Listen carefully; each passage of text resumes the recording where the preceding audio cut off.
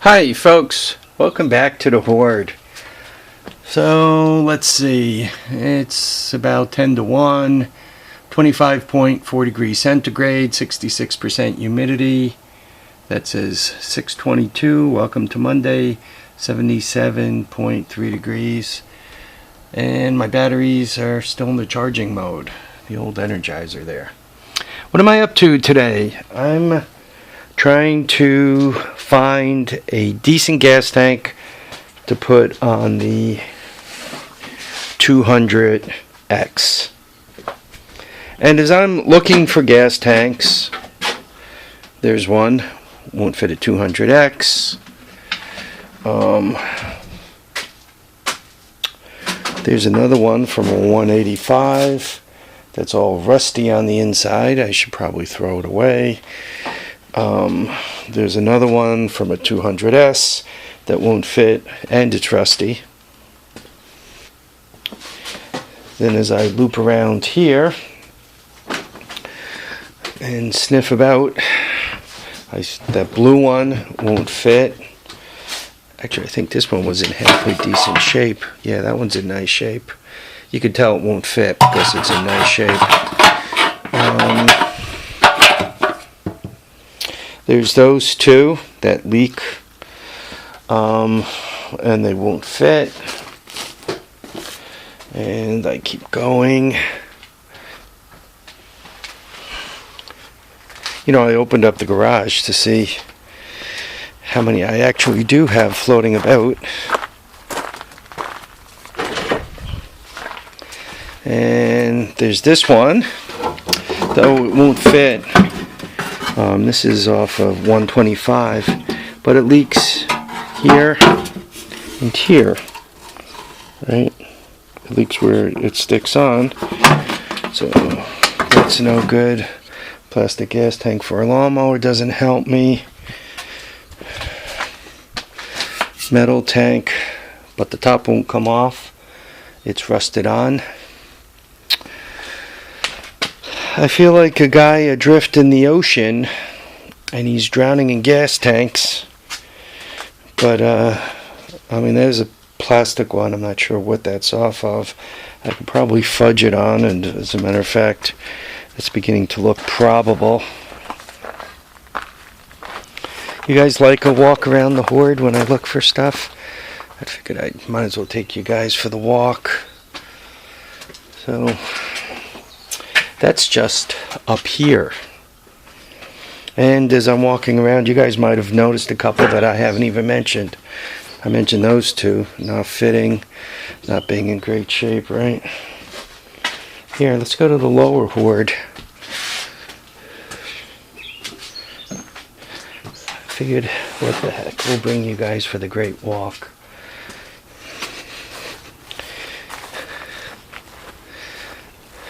As you look at most of the bikes I got running, the gas tanks are off because there's some kind of issue with them.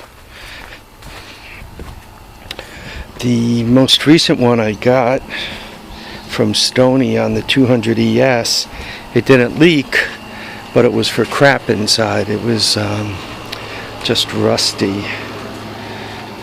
There's one, and I think you can guess what's wrong with it.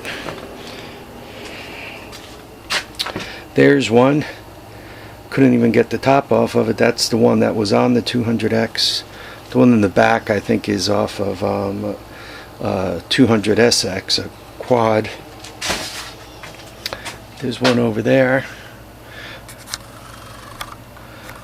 That one's all really, really rusty inside.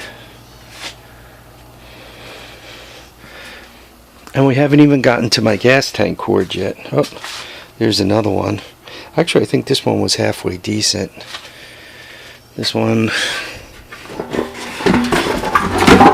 I think this one might be halfway decent too. Doesn't sound, no, this one you can see what its problem is.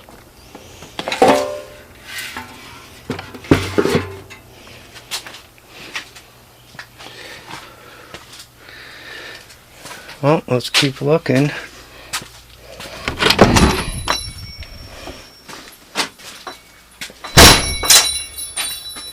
The basement hoard.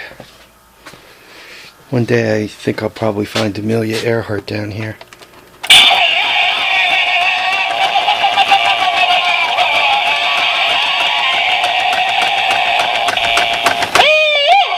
That was fun. Can I do it again? Look, more gas tanks. You could tell there's a hole there, which means I probably took one down. Yeah, this one, I don't know if you guys could see in there.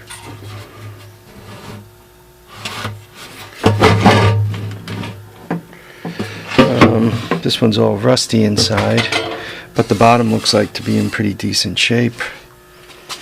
This one has a huge crack in the front, but the inside looks spotless. Look at that. But once again, huge crack right up front here. No, we're not done looking at gas tanks yet.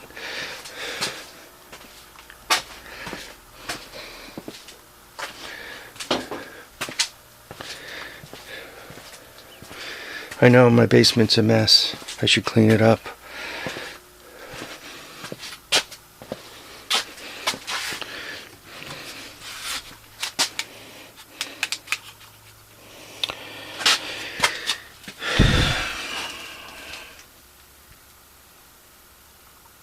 And the bottom isn't in great shape. You can see what the problem is here, right?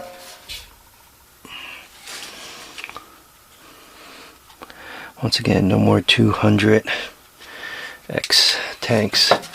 So, I like to go on a hunt once in a while because I discover things that I forgot I had. I was hunting under here a while ago,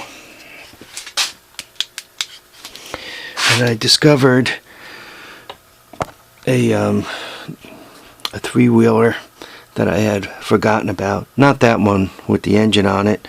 If you go further this way, there's one without an engine. Actually, there might have been a couple underneath there.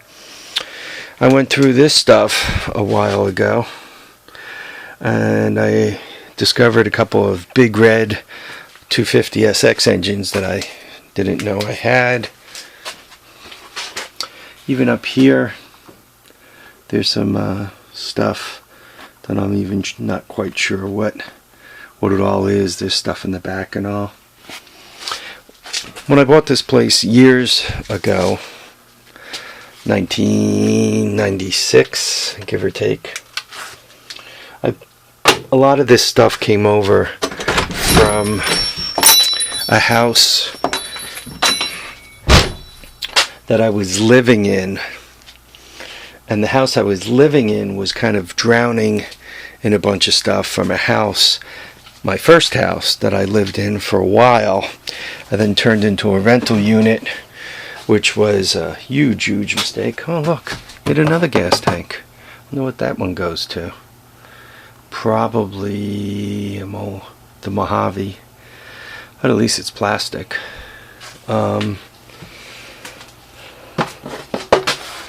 Yeah, that's another Mojave, I think. Anyway, I turned it into a rental, and that was like a huge mistake. It just... the tenants were okay about paying the rent. I didn't lose money from them not paying a rent point of view. Them breaking everything, and it costed me a fortune to have everything fixed. It was yet a different story. There goes another couple of gas tanks.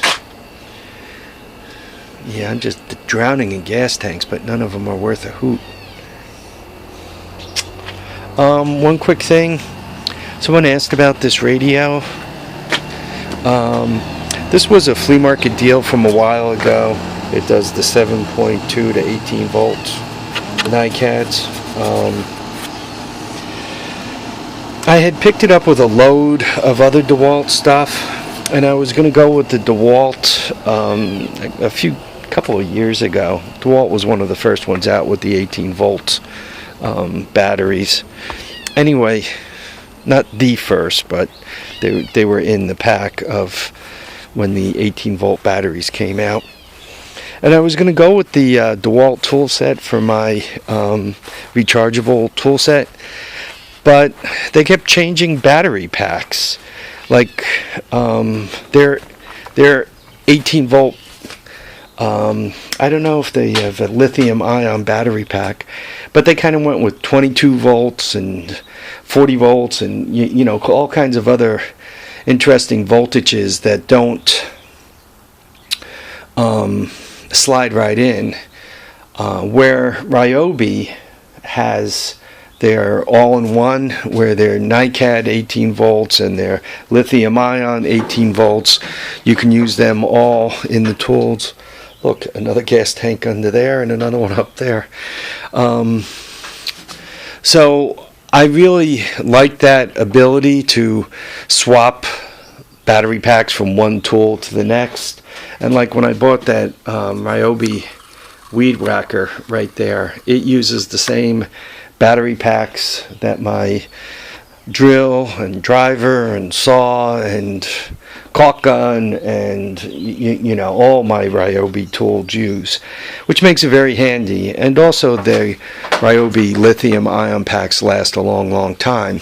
Are they best in the industry? I can't tell you that. Are they better than Milwaukee or Dewalt? I can't tell you that either, because I've not used the other ones. Am I happy with them? I really do like them, because like this 12-volt drill probably hasn't been recharged in over 6 months, and you know, lithium ion just holds the charge. So I really like that about them.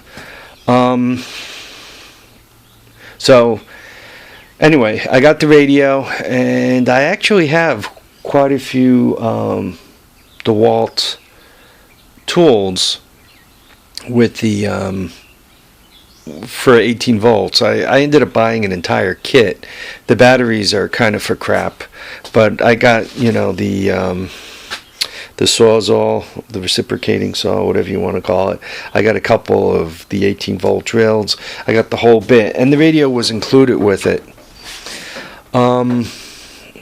Once again, I decided not to do anything with the power tools. They're basically sitting down in the basement.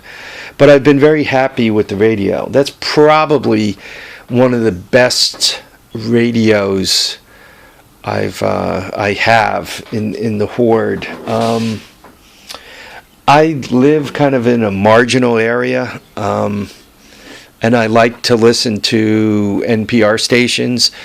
And there's kind of an NPR station all the way up in Woodstock, and there's kind of another NPR station all the way down in New York City.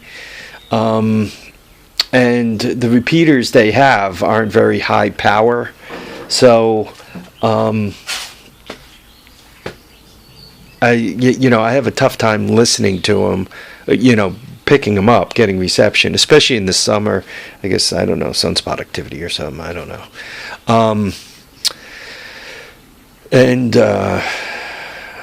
The DeWalt picks those channels up fairly well, where most other radios don't do all that well.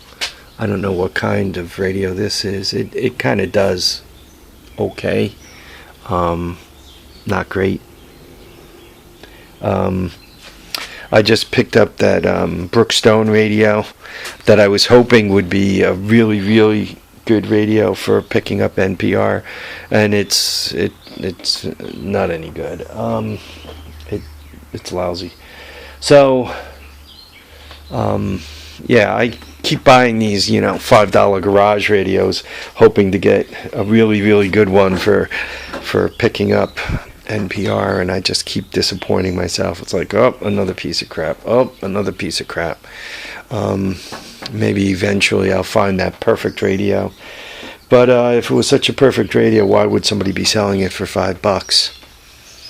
So that's the story on that. I'm a little behind replying to some of the comments. Sorry about that. Please keep commenting. You could see that I'm trying to catch up, but it will take me a while because I'm pretty pretty far behind. You know, how does one say, life gets in the way of one's plans? I guess that's the best way of saying it. You know, you make plans, oh, I'm going to be doing this, that, and the other thing, and you find yourself busy doing everything except what you planned. I guess that's good, because that means you have friends, family, and reasons to be doing other things, but it's bad because you know your plans aren't happening. So I guess the quickest way to get your plans disrupted is by trying to make plans. If you don't make plans, your plans won't get so disrupted. How's that? A philosophy lesson on top of everything else. All right, guys, I'm gonna try to figure out what I'm gonna do with that bike. Probably what I should do is pick out 6 gas tanks and line them up. 200X gas tanks, 200S gas tanks, maybe, you know, and a couple of 185 gas tanks. Line up 2 of each and go through the trouble of cleaning them. Some of you guys have videos up where you use vinegar to clean the gas tanks, and you seem to be getting good results cleaning the gas tanks with vinegar. The only thing is, if one does use vinegar to clean them, obviously you got to get that neutralized pretty quick. It seems that you guys once again are having success with baking soda, getting things neutralized out. But then you really do want to get them dry quickly and get them coated on the inside. You know, give them the quick etch and the coat, because anywhere there isn't rust, or if there's a seam that you don't get that vinegar out of, you're kind of leaving chlorine behind. And I've seen this with electronics, where, you know, the tiniest little bit of chlorine, like when you don't do a proper rinse during semiconductor fabrication, it has a tendency to creep along metal. It just kind of, the chlorine kind of gets into the metal and doesn't let go. So the trick is, as soon as a tank is ready to be sealed, one should just not let it sit around for any amount of time. One should really, once again, get it neutralized, I guess, get it etched, and get it sealed, and get it sealed well. And even on the outside of it, that too should be dealt with properly. That should be cleaned up all around the valve, all around where the welds hold the tanks onto the bikes, and so forth. You know, those little C things that typically, you know, go on these little bumps over here. Anyway, one should get all of that cleaned up and dealt with well, or you might have a coating on the inside, but if you rust in from the outside, you know, it doesn't help much, right? You can end up with if you rust a large enough area, what'll happen is the coating won't have any support. Eventually it'll crack and you'll have a leak again. Personally, I've tried a couple of different kinds of the tank sealers, and I had one case where it got kind of hard and ceramic-y, and kind of came off over time. So that didn't work for me. And I had another one that like never dried. It was like always kind of gel-like. Though it did seal the tank, and the tank really, it didn't leak, but given that it never really got what I considered hard, I was always afraid that it was putting crap into the gasoline that would eventually harm the motor. So I haven't had luck with those sealers, but from input I got back last time I spoke on this topic, you guys have had good luck with those. WTBM has a good video up where he sealed the motorcycle gas tank, and from what he said, and the videos and all that, he had done that a while ago, and he was having really, really good luck. I wish I can just buy a bunch of these. I think I paid $3 or $5 for these tanks. I wish I could just get like 1 million of these, and they didn't look stupid, and that I can bolt them up to everything and just have that be my solution. I was hoping, and you guys saw I bought that one gas tank downstairs. I was hoping that I could come up with a China gas tank that would look decent on these bikes. Something even like this that wouldn't look completely horrible and stupid. They cost about $25. As a matter of fact, I have one on order just to see how it's going to look. If I do find one that I like, I'm probably going to order half a dozen of them and use that as a partial solution. But I wish I can find that one tank I bought that's downstairs. It seemed to show up in good shape, but then I mistreated it and kind of broke the valve off the bottom. So I'm bad. Anyway, folks, I want to thank you all for watching and commenting and subscribing. Remember to keep your feet down, keep your head up, and get out there and enjoy all your days. You don't know how many you're going to get, and so you gotta have fun. You got to make sure you get out there and have some fun. Anyway, take care. Once again, thanks for watching and commenting and subscribing. Bye now.